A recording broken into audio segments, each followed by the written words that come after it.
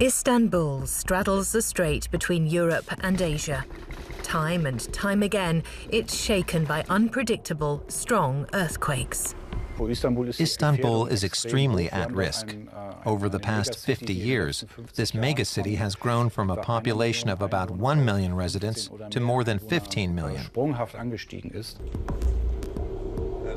It's a race against the clock, posing a challenge to disaster management teams and local residents. The city lacks buildings that can withstand quakes. 95% of all houses would have to be demolished. We face a terrible situation. It's not just the quake itself, it's the aftermath too. Is it possible to predict the next big earthquake? Seismologists are developing a new method.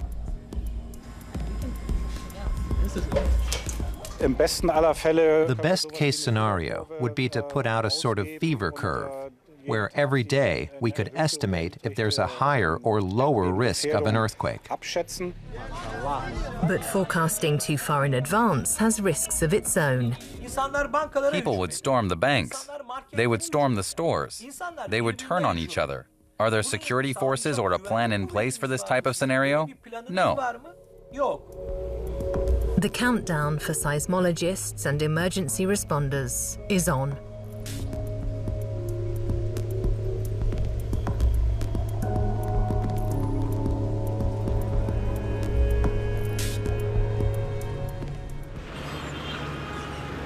More than 15 million people live in this coastal city. And it's becoming increasingly crowded. The Bosporus Strait divides Istanbul into a European and an Asian side. The region is particularly prone to earthquakes.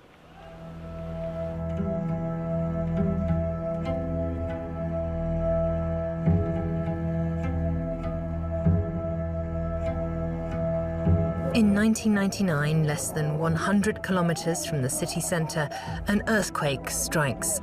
It's one of the worst in Turkey's history. At least 18,000 people die, hundreds of thousands are left homeless. Emergency responders are often too late. There is no working emergency plan or early warning system in place. Thousands of buildings collapse like houses of cards. Sandy subsoil and shoddy construction are to blame. Seismologists expect a similarly powerful earthquake in the coming years, this time right off the coast of Istanbul. A good 1,700 kilometers away, at the German Research Center for Geosciences in Potsdam, scientists monitor earthquakes all over the world. Seismologist Marco Bohnhoff and his team are studying the city on the Bosporus. The Earth's crust is especially unstable in the region. Istanbul is extremely at risk. Over the past 50 years, this megacity has grown from a population of about 1 million residents to more than 15 million. And unfortunately, just off the coast of Istanbul, there's an active plate boundary. And from what we can tell, it's under enormous stress. A tremendous amount of energy is currently building up underground.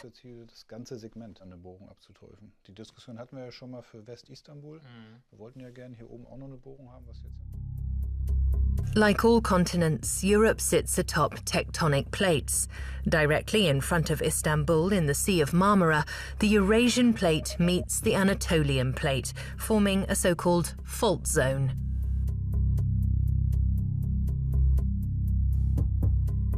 Typically, these plates push past each other bit by bit, and gas bubbles rise from the ocean floor. We can see this from footage taken by a French, German, Turkish research team.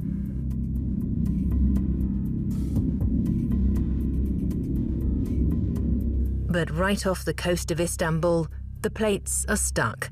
We don't see the usual gas bubbles.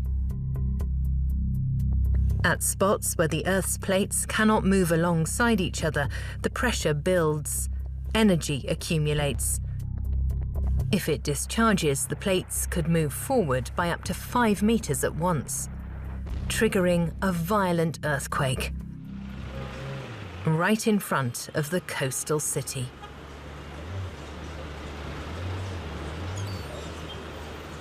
The government forecasts 30,000 to 80,000 deaths could result. Experts even say a tsunami is likely, with waves as high as 4 meters. Seismologists predict the earthquake will have a magnitude of at least 7. Earthquakes are measured on a scale of 1 to 9.5. Quakes with a magnitude of 4 are felt by most people in the area. A magnitude 7 quake is considered particularly strong. Bohnhoff's team wants to use a new method to predict powerful earthquakes like these in the future. There's a series of indicators we can observe before an earthquake strikes. And if we can systematically record and evaluate them automatically in real time, it would essentially be possible to look at the fever curve of a fault zone 24 hours a day, and then issue warnings when necessary. That would be revolutionary. So far, early warning systems around the world react, at most, a few seconds beforehand. So-called seismographs register the less powerful primary waves of an earthquake, sending a signal just seconds before the destructive secondary waves start. Mexico City uses such a system. In 2017, there were 2 particularly strong quakes here. About 20 seconds beforehand, residents were warned via public loudspeakers, saving thousands of lives. This was possible because the epicenter of the quake was far outside the city. In 2011, Tokyo experienced one of the most severe earthquakes ever seen worldwide. The city's residents were warned via television, radio, and the internet nearly 80 seconds beforehand.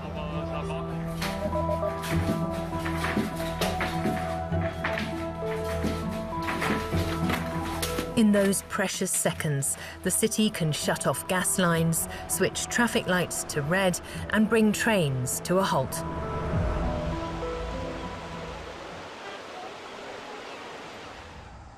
Istanbul also has an early warning system, but it's only for the disaster management team, and the warning period is limited to just 5 seconds. At the Disaster Coordination Center, that is not enough time to warn residents. Because that time span is so short, people would not be able to escape in the event of a quake. That's why our system is limited to preventing accidents or fires, for example, by automatically turning off the gas. Employees of the local transport system and gas utility, as well as firefighters, are often on standby in case of an earthquake. They also get some help from the computer software ELA. Depending on the magnitude and location of the quake, the program immediately calculates the number of potential deaths or collapsed buildings. Then we have to compare the computer's estimation with what's actually going on. To do this, we use information from the team that's on site, for example, the fire department. Then we can be confident we're sending the right team to the right place. Residents must also be prepared. At the Disaster Training Centre in Kozyatağı, an 8th grade class is running through drills today. So how close is the danger? This is the North Anatolian Fault Zone.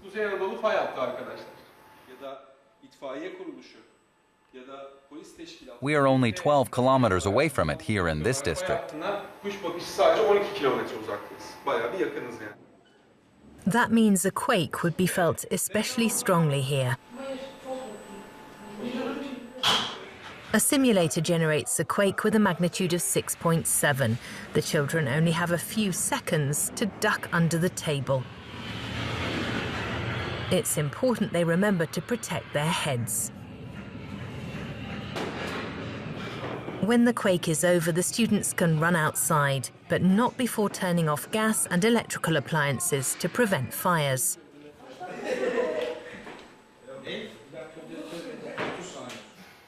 I only knew a little about earthquakes before this, but now I've experienced it and understand what to do.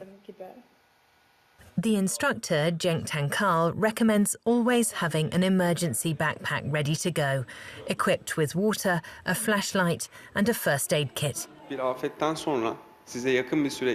Professional aid won't come for the first 72 hours of a disaster. Therefore, we must be prepared for survival until help arrives.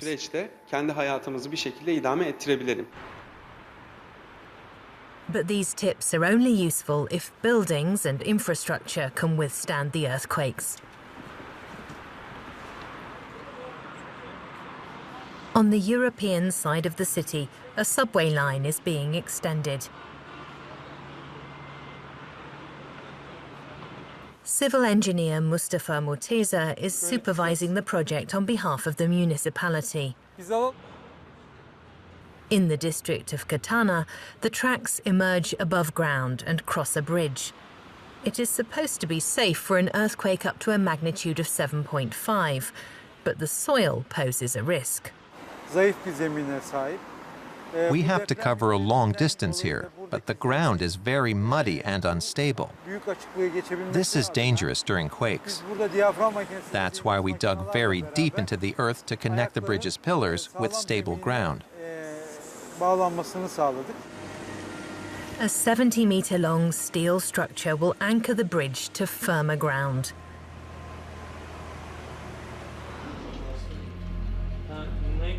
The subway control center. This is where emergency plans should take effect in the event of a quake. Stop elevators, switch escalators to move up only, slow down and evacuate trains.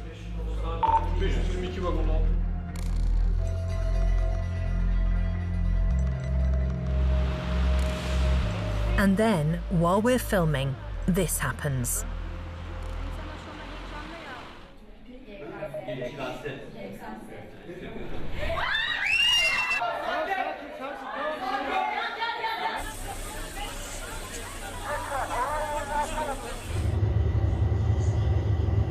A moderate earthquake with a magnitude of 5.8 hits the city.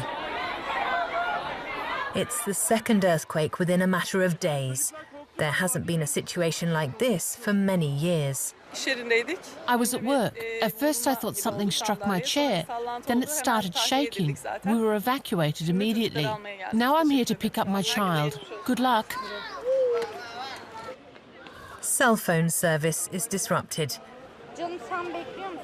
Those who can try to reach their friends and family. The houses here are all old, so we were very afraid.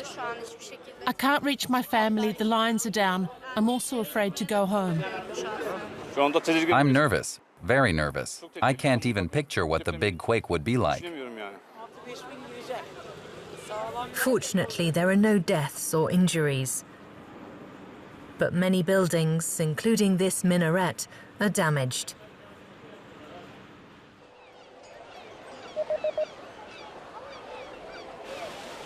One day later, Typhoon Kahraman is the head of earthquake risk management for the city. He's faced with a big challenge. The city's warning system did not activate during the quake. You can't say the system worked as it should have. We have 10 stations at the moment, but we aren't receiving a signal from any of them, not even yesterday. Our task now is to build more stations and repair the 10 we already have. Turkey's Conservative Party ruled Istanbul for 25 years until the summer of 2019. Kahraman says the party did not do enough to prepare the city for earthquakes. Unfortunately, we cannot say that Istanbul is prepared for an earthquake today. There are still buildings here that are in danger of collapsing. After all, even the 5.8 magnitude quake caused major damage. The new city government wants to set new priorities. Today, Karaman hosts representatives from the Magda Foundation at City Hall. For about 2 decades, this group of scientists, merchants and craftspeople has been trying to prepare Istanbul residents for the next big earthquake. Traumatized by the 1999 quake, they do not want to leave their fate in the hands of the state alone. Our mission is that within the first 72 hours after a quake, everyone is active in their own neighbourhood. We want to train 4 to 5 volunteers in each district to form a civilian disaster rescue team. The new city administration wants to work together with the foundation. For disaster management expert Özden İjik, this is a ray of hope. We have come to the right place. He will support our projects, develop them further, and he also has plans of his own. The earthquake was a wake-up call for the whole city. At a panel discussion, the Foundation Magda informs residents about the dangers of earthquakes. There's quite a bit of interest. Özden İjik tells them what they must avoid at all costs is panic. When combating a disaster, the most important asset we have is people. But only if those people are prepared and can act reflexively. If they are not prepared, then they become a liability because they panic.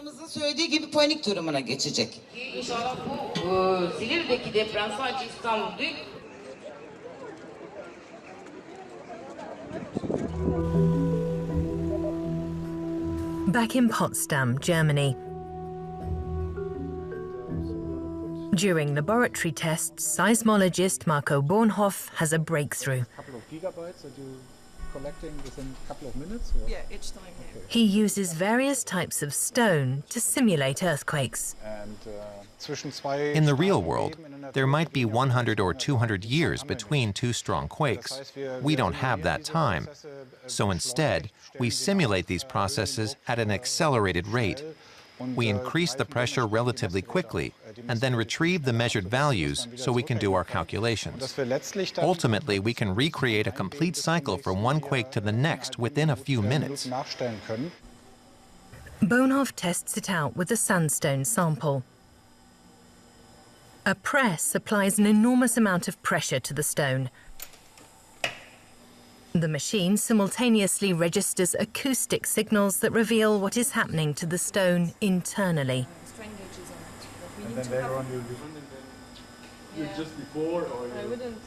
Slowly, the machine increases the pressure on the stone. It's as if 30 trucks were stacked up on one finger. On the surface, it appears the stone hasn't changed, but the acoustic signals on the monitor show another story. It's beginning to fracture. More and more cracks become visible, like small, miniature quakes. 15 minutes later, the stone breaks. Marco Bohnhoff says the same logic can be applied to large-scale earthquakes. We're seeing all of this foreshock activity before the point of fracture. And since that's similar for all rock samples, we're hopeful that we can apply this method. Many mini-quakes to signal a larger earthquake is coming? Was this also the case with the September quake in Istanbul? Scientists from all over the world conduct research at the German Research Center for Geosciences in Potsdam in the hope of predicting when earthquakes will strike. In addition to Turkey, Greece and Italy are 2 danger zones in Europe. The main trigger is the African plate, which is pressing northwards towards the Eurasian plate in the Mediterranean. In 2016, an earthquake rattled central Italy. Nearly 300 people died. One issue was the collapse of many old buildings. This was not the case in Japan, which experienced a 9.1 magnitude earthquake in 2011. There, nearly 20,000 people died, most from the resulting tsunami that slammed into the northeastern coast of the country, devastating the area.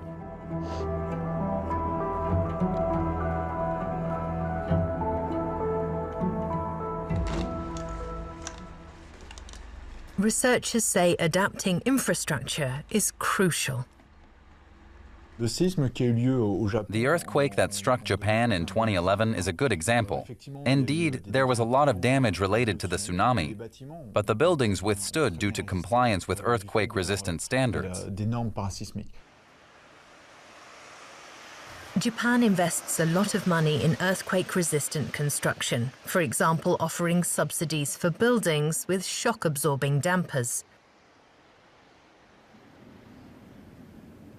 The money for this kind of technology isn't available in Istanbul. Three factors must be considered. First, the likelihood an earthquake will strike.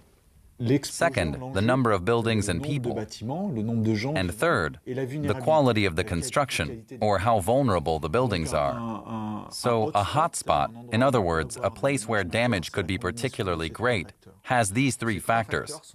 And we see that in Istanbul, but also in cities like Lima, Quito, or Mexico City.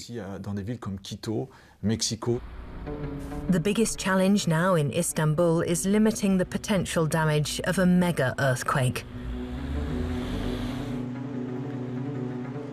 In the southwestern part of the city, the Bakırköy neighborhood is particularly at risk.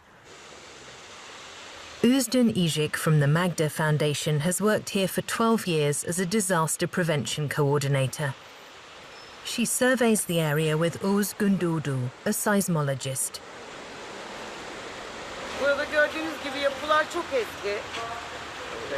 The houses here are very old. It's imperative we push for change and rebuild. After the September quake, 2 buildings were evacuated. The facade shows significant cracks.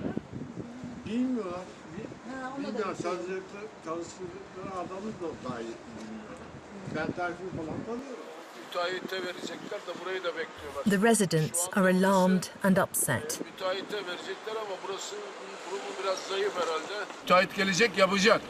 One of the buildings will be rebuilt, but the owners simply cannot agree on what to do with the other one. If a building is reported to the city as unsafe, it should be torn down. But there's not enough funding to build anew.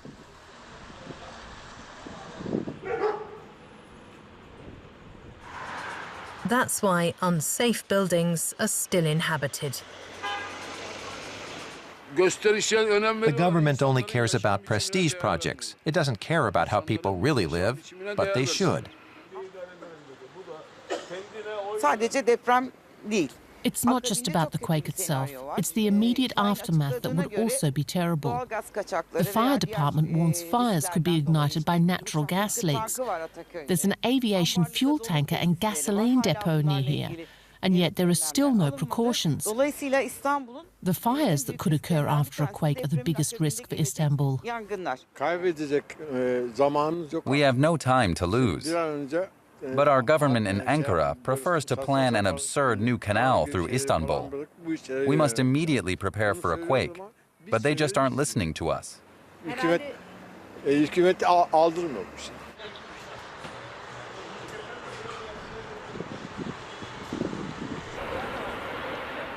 No other major city in Europe has grown quite as fast in recent decades. What is lacking, however, are earthquake-resistant residential buildings. In recent years, the Turkish government has repeatedly tightened building regulations. But the Chamber of Civil Engineers is skeptical of the construction industry. Its chairman, Cemal Gökce, stresses that just because a building is new doesn't mean it's safe from earthquakes. It's a major sore point.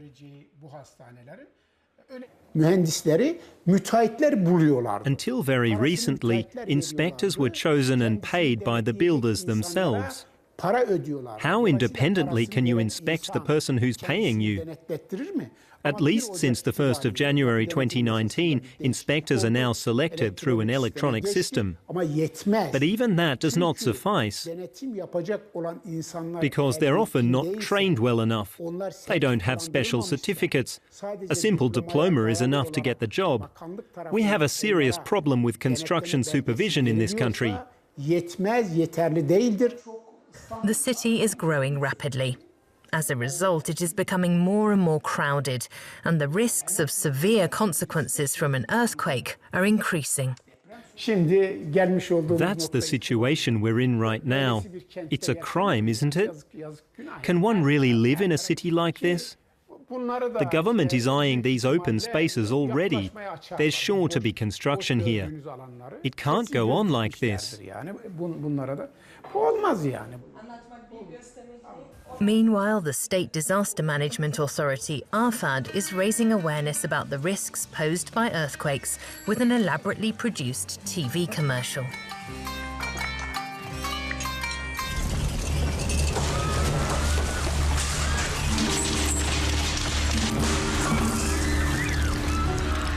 The message, prepare for disaster so that your neighbourhood stays safe. How to go about this, however, is not specified. Instead, the authority promises educational campaigns.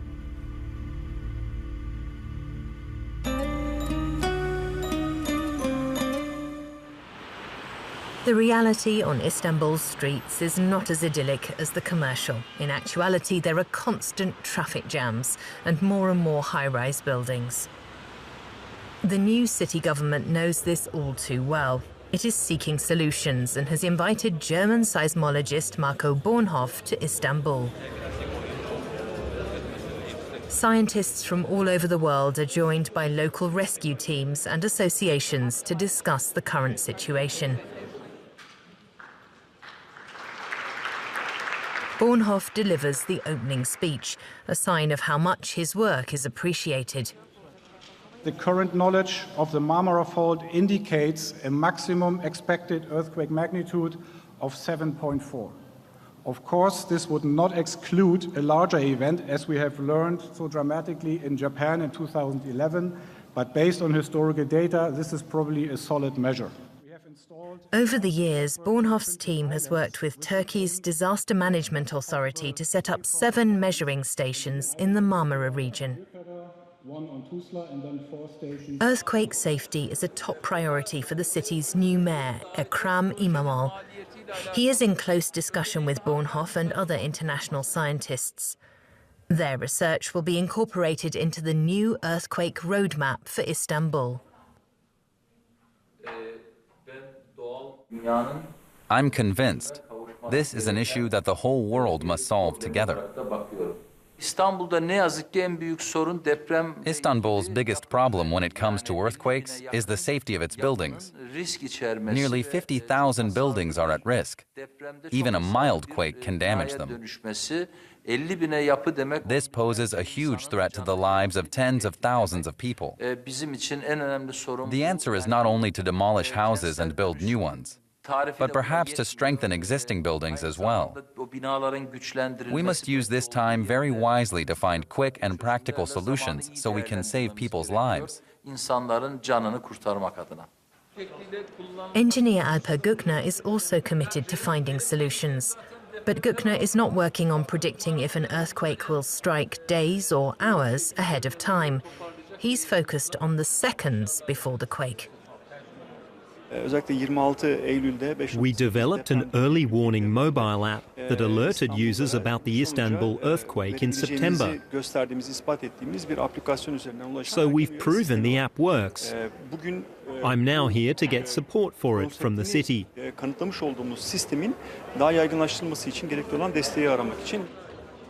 Alper Gökce's appointment was put off until a later date.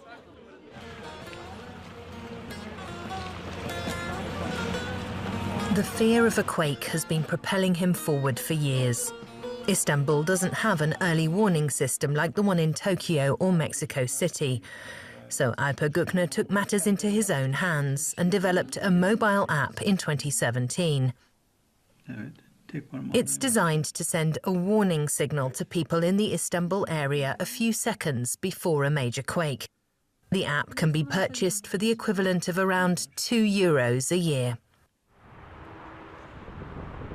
So far, Gökce has set up 6 measuring stations in the Marmara region using his own funds.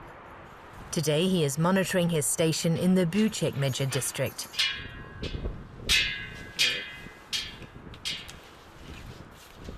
The sensor registers tiny tremors 3 meters deep. In the event of an earthquake, it measures the less powerful primary waves of the quake. It sends a signal to app users 5 to 25 seconds before the stronger and more destructive secondary waves.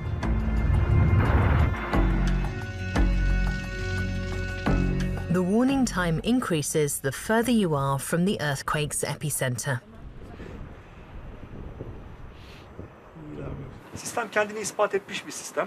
The system has proven itself. But if there's only one station per location, there's a risk of false alarms. For cost reasons, I've only set up one system at this spot, but it would be better to add 1 or even 2 stations every 3 kilometers and set up a whole network. But he doesn't have the funds for that. Each new station costs about €25,000. Currently, about 5,000 people have downloaded his mobile.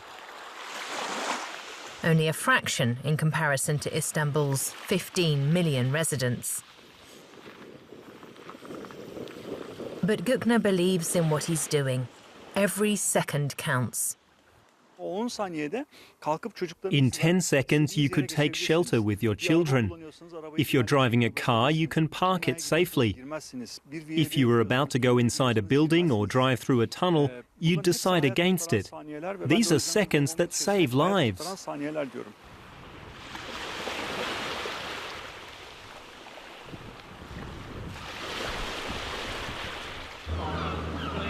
But seconds are not enough for German seismologist Marco Bohnhoff.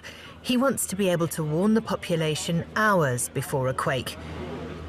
He is out on the Sea of Marmara just off Istanbul, exactly where a fault zone far below the surface could trigger the next big quake. On the island of Büyükada, Bohnhoff has set up a measuring station to help with his forecasts. But the station is hardly sending any signals at the moment. That's a problem. This is the largest island off the coast of Istanbul, and these are predetermined measurement sites because they're closer to the fault zone.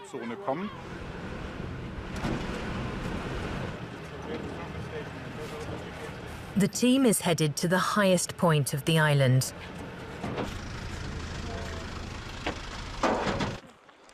A summit in the middle of a nature reserve.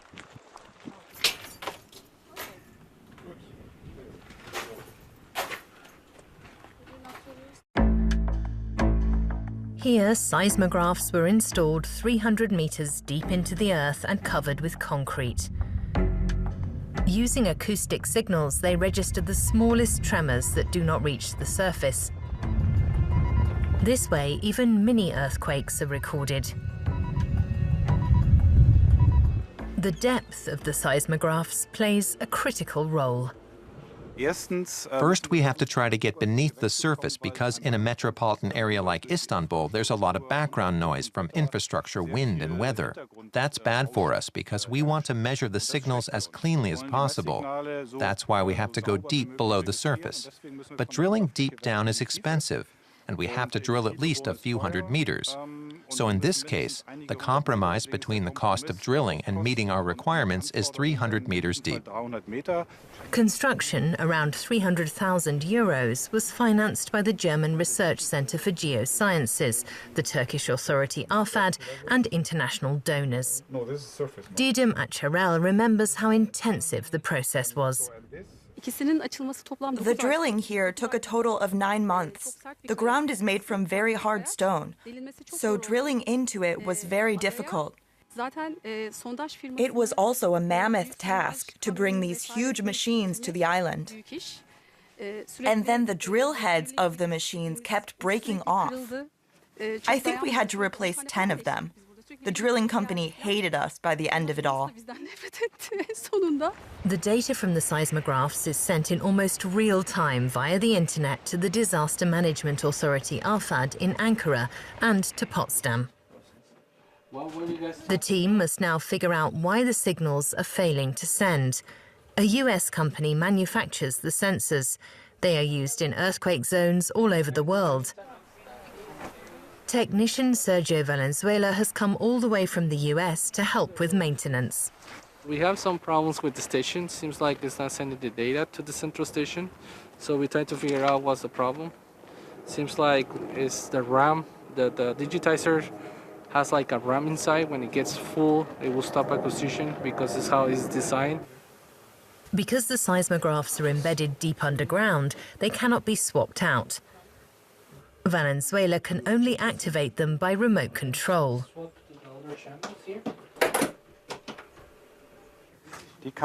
They didn't get here. Bohnhoff phones his colleagues in Potsdam to find out if the data has arrived. We repaired the data logger. We know the data arrived in Ankara, and in 5 minutes we'll know if it arrived in Potsdam. But everything looks good. Mission accomplished. The data finally arrives in Potsdam.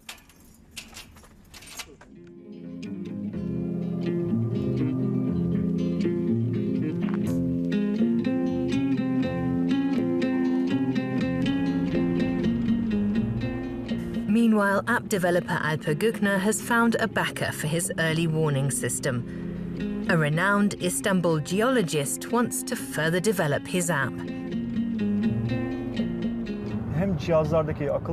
Professor Cenk Yaltarak wants to use cell phones to measure the shaking during an earthquake and compare it with the measurement data on site. Something like this has not been done before. We want to combine these two functions in the app. Until now, it's not been possible to measure how each building reacts individually during a quake. But with cell phones lying around the house, we could measure that. Gökce meets the geologist at Istanbul Technical University. They discuss how the app could be used to estimate damage after a quake. A few years back, geologist Cenk Yaltarak was also working on a warning system to predict earthquakes. That's no longer his priority because he considers it dangerous. If I could predict now that in 30 hours there will be an earthquake, how would they control the money in Turkish banks? It would flee abroad. People would storm the banks. They would storm the stores. They would turn on each other.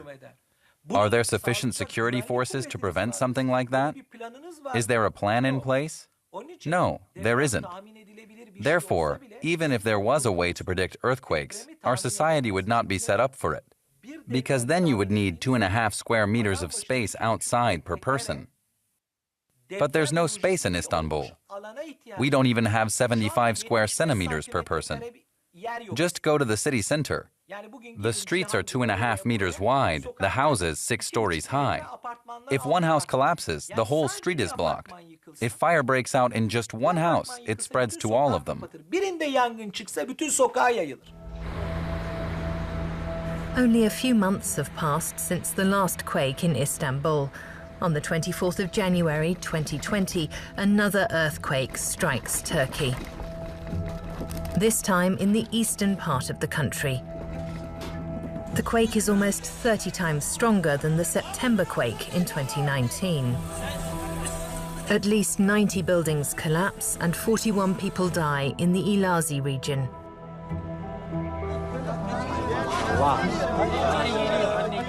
Survivors and rescue workers brave overnight temperatures of -8 Celsius. Emergency units travel from Istanbul. The rescue work takes days. Geophysicist Marco Bohnhoff doesn't have much time left. Unfortunately, that's exactly what research requires. But he does have new findings. The results of the September quake are in. His thesis seems to be correct. Under the Sea of Marmara, many mini-quakes accumulated until the bigger quake with a 5.8 magnitude struck. And the big question is whether these fractures, the foreshocks, are signs of a larger earthquake. Researchers don't yet know if this is a pattern that can be applied to all quakes, but the indications are growing. Bohnhoff estimates that it will take another 1 to 2 years to see if the method is proved correct. Only then will it be possible to develop a reliable forecasting system. The best-case scenario would be to put out a sort of fever curve, where every day we could estimate if there's a higher or lower risk of an earthquake. Residents would start to adjust to this. It would be like what we see with forecasting extreme weather. This is not yet the case with earthquakes, and there's a long road ahead to get there. But this is what we're aiming for, and we're working to improve this situation.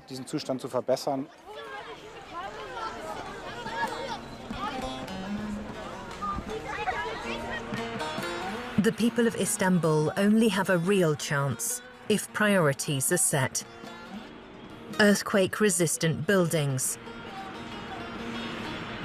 public warnings seconds before a quake, and a longer lead forecast.